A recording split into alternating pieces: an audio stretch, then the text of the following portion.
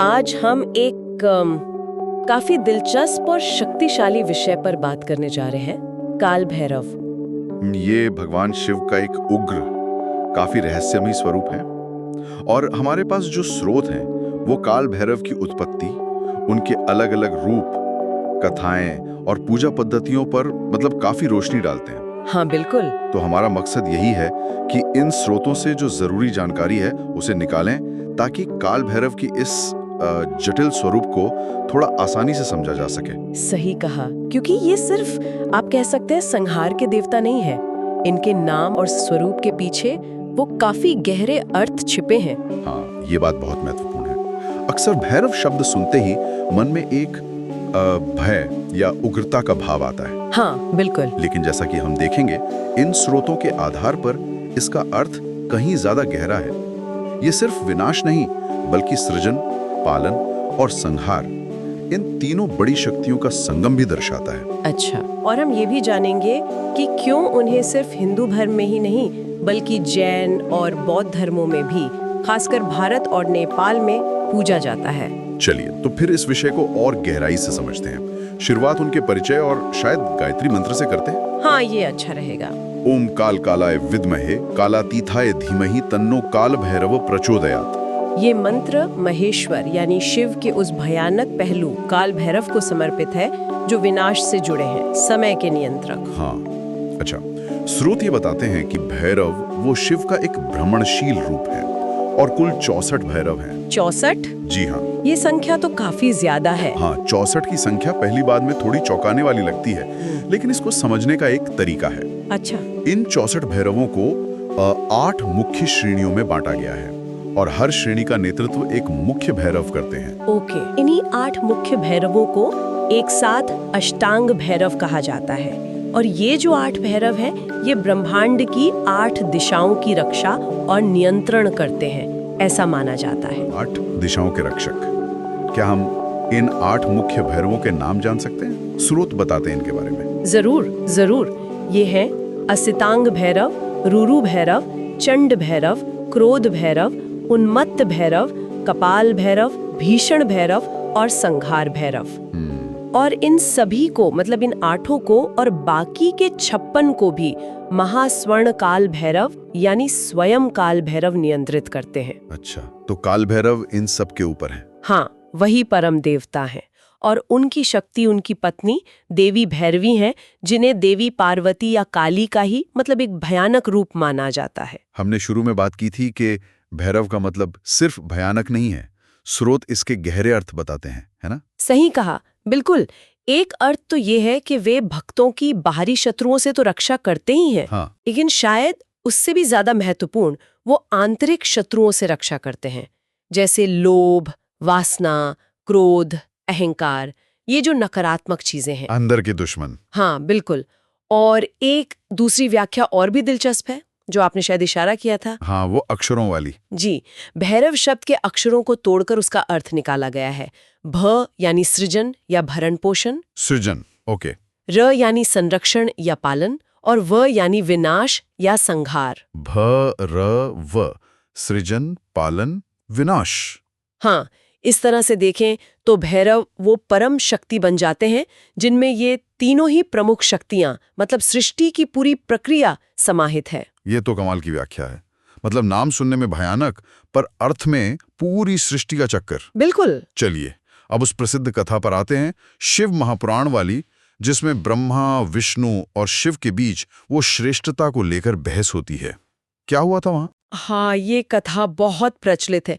देखिए, हुआ ये कि एक बार भगवान विष्णु ने ब्रह्मा जी से पूछा कि भाई, इस ब्रह्मांड का सर्वोच्च रचयिता कौन है, परम शक्ति कौन है? हाँ, ब्रह्मा जी जिन्हें हमेशा से रचयिता माना जाता था, वो इस सवाल से कह सकते हैं थोड़े अहंकारी हो गए। अच्छा। उन्होंने सोचा कि भाई, जैसे शिव के 5 सिर हैं, उस समय ब्रह्मा जी के भी 5 सिर हुआ करते थे। तो उन्होंने सोचा, मैं भी शिव के बराबर हूँ, मैं भी सब कुछ कर सकता हूँ। और इसी अहंकार में उन्होंने शिव के काम में दखल देना शुरू कर दिया। हाँ बिल्कुल।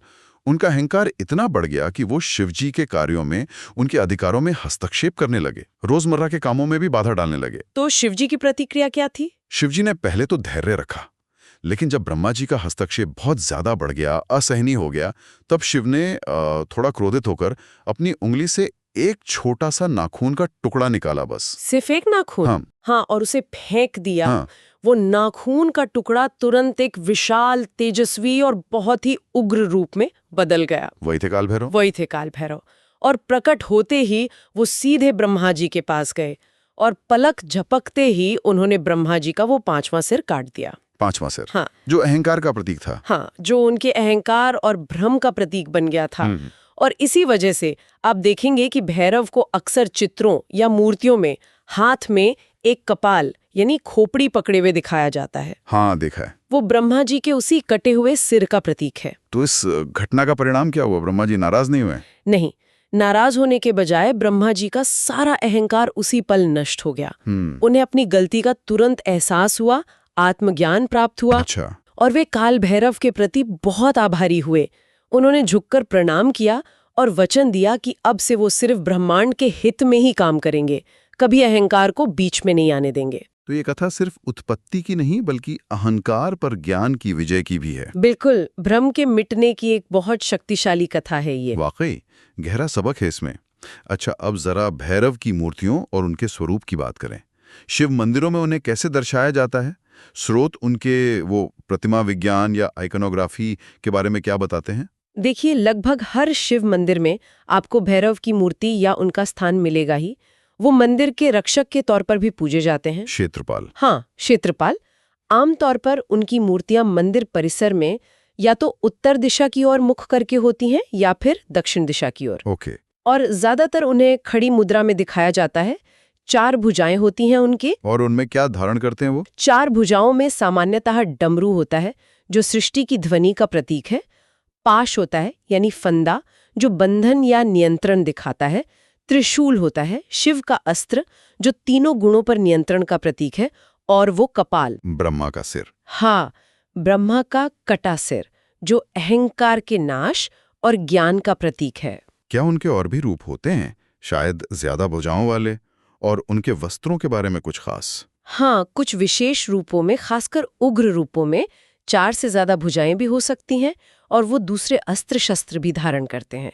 लेकिन एक और बहुत महत्वपूर्ण बात है, उनका दिगंबर स्वरूप। दिगंबर मतलब बिना वस्त्रों के? जी हाँ, उन्हें अक्सर बिना वस्त्रों के दिखाया जाता है और इसका गहरा मतलब है, ये दर्शाता है कि वो किसी बाहरी आवरण या सीमा से परे हैं। पूरा आकाश, पूरा ब्रह्मांड ही उनका वस्त्र है। अच्छा। वो उसमें समाहित भी हैं और उससे परे भी हैं। ये उनकी असीमित सर्वव्यापी प्रकृति को दिखाता है। दिगंबर स्वरूप का ये अर्थ तो वाकई बहुत गहरा है। सीमाओं से परे होना, ये शक्ति और ये जटिलता कोई खास पसंद? वैसे तो भक्त श्रद्धा से कुछ भी चढ़ाते हैं, पर कुछ चीजें विशेष मानी जाती हैं, जैसे घी का अभिषेक कराना, घी का दीपक जलाना, लाल फूल चढ़ाना, साबुत नारियल चढ़ाना, जो अहंकार के पूर्ण समर्पण का प्रतीक है। शहद, उबला हुआ भोजन, फल और खासकर 8 तरह के फूल और पत्ते भी चढ़ाए जाते हैं। अष्टपुष्पांजलि। जी, अष्टपुष्पांजलि। और क्या मूर्ति की दिशा का भी कोई महत्व है? स्रोत कुछ कहते हैं इस बारे में? हाँ, दिशा का भी जिक्र है। स्रोत कहते हैं कि अगर भैरव की मूर्ति का मुंह पश्चिम दिशा की ओर है तो वो पूजा के लिए बहुत शुभ मानी जाती है। पश्चिम दिशा, ओके। दक्षिण दिशा वाली मध्यम फलदायी होती है, लेकिन पूर्व दिशा की ओर मुख वाली मूर्ति को पूजा के लिए उतना सही नहीं माना जाता। अच्छा, इसका कोई कारण बताया गया है? नहीं, स्रोत इसकी विस्तृत वजह नहीं बताते। हो सकता है कोई वास्तु या तांत्रिक कारण हो। और पूजा के समय को लेके भी कुछ खास नियम है? हाँ, समय बहुत महत्वपूर्ण है। भैरव की पूजा के लिए सबसे शक्तिशाली और उत्तम समय माना जाता है मध्यरात्रि का। मध्यरात्रि? जी, खासकर शुक्रवार की मध्यरात्रि। ऐसी मान्यता है कि इस समय भैरव और उनकी शक्ति भैरवी बहुत जागृत होते हैं और भक्तों पर खास कृपा करते हैं। अच्छा, दर्शन भी दे सकते हैं? हाँ, ऐसी मान्यता है कि दर्शन भी दे सकते हैं। इसी वजह से जो अघोर साधक होते हैं वो अक्सर मध्य रात्रि में ही उनकी विशेष साधना करते हैं। और कश्मीरी पंडित भी शिवरात्रि पर भैरव की विशेष पूजा करते हैं। हमने पहले अष्ट भैरवों का जिक्र किया था, असितांग, रुरु, चंड वगैरह, और उनके सृष्टि के तत्वों से जुड़ाव की बात भी की थी। क्या स्रोत उनके सामूहिक महत्व के बारे में कुछ और बताते हैं? हाँ, वो जुड़ाव बहुत गहरा है। जैसा हमने कहा 5 भैरव तो पंच महाभूतों आकाश, वायु, अग्नि, जल, पृथ्वी के प्रतीक हैं। हाँ। और बाकी 3 सूर्य, चंद्रमा और आत्मा यानी चेतना के प्रतीक हैं। तो ये 8 मिलकर सृष्टि के स्थूल और सूक्ष्म सारे मौलिक घटकों और नियंत्रक शक्तियों को दर्शाते हैं। ये तो बहुत व्यापक प्रतिनिधित्व है। हाँ, और हर भैरव का अपना अलग स्वरूप है। उनके अस्त्र शस्त्र अलग हैं, उनके वाहन भी अलग अलग हैं, जैसे कुत्ता, हंस, बैल। ये सब उनकी अपनी विशेष प्रकृति और शक्तियों की तरफ इशारा करते हैं। और क्या ये भक्तों को कुछ खास वरदान भी देते हैं? ऐसी मान्यता है कि ये 8 भैरव मिलकर भक्तों को 8 तरह की संपत्ति या सिद्धियां देते हैं, जिसे अष्ट ऐश्वर्य कहते हैं। अष्ट ऐश्वर्य, ये अष्टलक्ष्मी जैसा है। हाँ, कुछ वैसा ही। इसमें भौतिक समृद्धि से लेकर आध्यात्मिक उन्नति तक सब कुछ शामिल हो सकता है।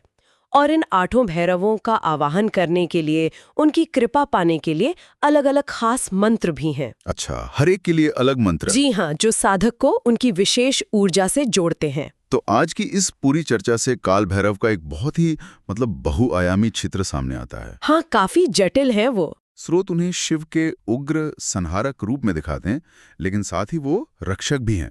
और जैसा उनके नाम भैरव के अर्थ से पता चला, भ र व, वो सृजन, पालन, संहार तीनों शक्तियों के धारक हैं। बिल्कुल। और उनकी उत्पत्ति की कथा वो अहंकार पर ज्ञान की विजय का प्रतीक है। ये वाकई में सोचने वाली बात है कि एक ही देवता कैसे इतने विरोधाभासी से लगते हुए भी पूरक गुणों को अपने अंदर समेटे हुए हैं। सही कहा, जो दिखने में इतने भयंकर हैं, वही अपने भक्तों के सबसे बड़े रक्षक भी हैं। और ये बात कि उनकी पूजा इतने अलग अलग तरह के लोग करते हैं, अघोरियों से लेकर सामान्य गृहस्थों तक, हाँ, ये उनके स्वरूप की व्यापक स्वीकृति और गहरे महत्व को दिखाता है। बाहरी रूप भले ही उग्र हो, पर उनका असली उद्देश्य संतुलन, सुरक्षा और ज्ञान की स्थापना है। इन सब बातों को सुनने के बाद मेरे मन में एक विचार आ रहा है। क्या भैरव की पूजा, खासकर उनके इस शक्तिशाली और कभी-कभी डराने वाले स्वरूप की पूजा, असल में हमें अपने अंदर के और बाहर के भय का सामना करना सिखाती है? ये एक दिलचस्प पहलू है। मतलब क्या ये हमें अपनी नकारात्मकता जैसे क्रोध, लोभ, अहंकार से लड़ने और उन पर जीत पाने का एक प्रतीकात्मक तरीका सिखाती है? ये सोचने वाली बात है कि हम अपने जीवन में विनाश और सृजन के इस चक्र को कैसे देखते हैं, कैसे स्वीकार करते हैं और उसमें संतुलन कैसे पाते हैं। हाँ, ये एक गहरा चिंतन बिंदु है।